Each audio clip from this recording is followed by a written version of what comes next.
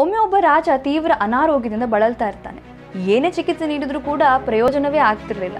ಕೊನೆಗೊಬ್ಬ ಮಹಾವೈದ್ಯರು ನಿಮ್ಮ ರಾಜ್ಯದ ಪ್ರತಿ ಮನೆಯಿಂದ 1 ಹನಿ ಜೇನುತುಪ್ಪವನ್ನ ಸಂಗ್ರಹಿಸಿ ಅದನ್ನ ರಾಜನಿಗೆ ನೀಡಿದ್ರೆ ಆಗ ಅವರು ಗುಣಮುಖರಾಗ್ಬೋದು ಅಂತೇಳಿ ಹೇಳ್ತಾರೆ. ಇಡೀ ರಾಜ್ಯಕ್ಕೆ ಡಂಗುರವನ್ನ ಸಾರ್ತಾರೆ. ಪ್ರತಿ ಮನೆಯಿಂದ 1 ಹನಿ ಜೇನುತುಪ್ಪವನ್ನ ಸಂಗ್ರಹಿಸುವಂತ ಆದೇಶವನ್ನ ನೀಡ್ತಾರೆ.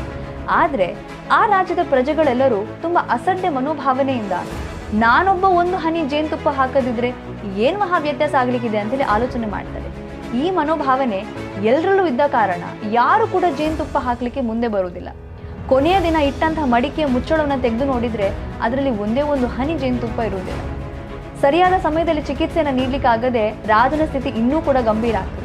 ವಿಷಯ ಅಕ್ಕಪಕ್ಕದ ರಾಜಕ್ಕೆ ಗೊತ್ತಾಗಿ ಅವರೆಲ್ಲರೂ ಇದೇ ಸರಿಯಾದ ಸಮಯ ಅಂತ ಹೇಳಿ ರಾಜ್ಯದ ಮೇಲೆ ಆಕ್ರಮಣ ಮಾಡ್ತಾರೆ.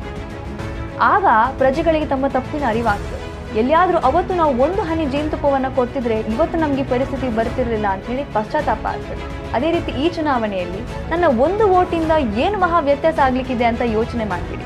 ಯಾಕಂತ ಹೇಳಿದ್ರೆ ನಿಮ್ಮ 1 ವೋಟ್ ಇಡೀ ದೇಶದ ದಿಕ್ಕನ್ನೇ ಬದಲಾಯಿಸ್ಬೋದು. ನಿಮ್ಮ 1 ವೋಟ್ ದೇಶದ ಭವಿಷ್ಯವನ್ನ ನಿರ್ಧಾರ ಮಾಡ್ತದೆ.